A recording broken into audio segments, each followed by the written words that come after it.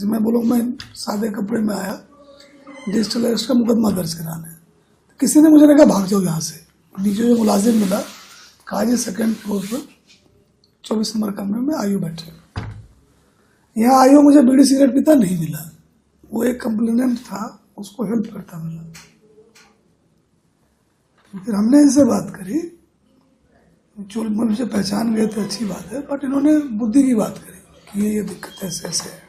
आज मैं इधर था तो एक मन में बात आई कि साइबर थाने चल के देखते हैं कि वहाँ की स्थिति क्या है।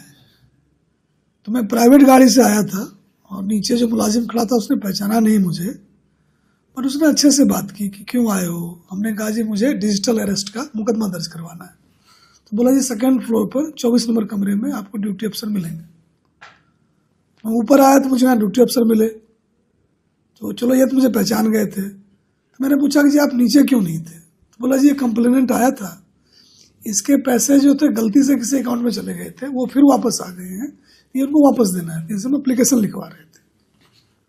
तो मेरा जो अनुभव है कि अगर कोई आपको ठगने की कोशिश करे, पर्टिकुलरली साइबर क्राइम में, तो मुझे लगता है कि अगर साइबर क्राइम थाने में आप जाएंगे तो कोई आपको, जो आप सिनेमा में दिखाते हैं कि वहाँ तो पता नहीं क्या होता है, इतना बढ़िया थाना है, कितने मतलब अच्छे व्यवहार के लोग यहाँ पर हैं, तो आके देखेंगे। वैसे भी आया करें, हम तो मैंने को कहा है कि अगर कोई शिकायत नहीं भी दर्ज करना, वैसे ही थाने का विजिट करना चाहते हैं करें, साइबर क्राइम पर चर्चा करना चाहते हैं वो भी करें।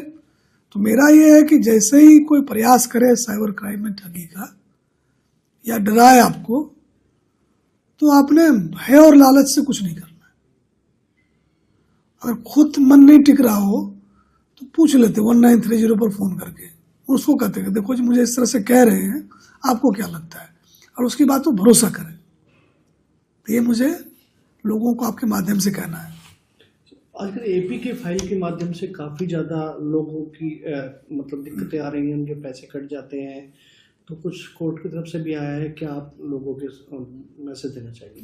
उसमें देखो क्लियरिटी है जी कि आईटी एक्ट जो इंफॉर्मेशन टेक्नोलॉजी एक्ट है, उसमें भी क्लियर प्रावधान है कि अगर बैंक ने ड्यू डिलिजेंस नहीं किया और किसी के पैसे को नुकसान हो गया, तो उसका नुकसान नहीं हुआ, बैंक का हुआ जी।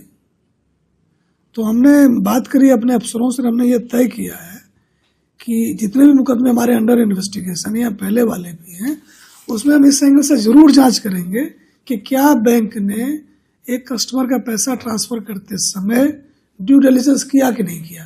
अब किसी ने एपीके फाइल भेज दिया जो एंड्रॉयड पैकेजिंग किट होती है, तो आपने क्लिक किया, आपको तो नहीं पता है, आपने क्लिक कर दिया, पैसे चले गए आपके अकाउंट से।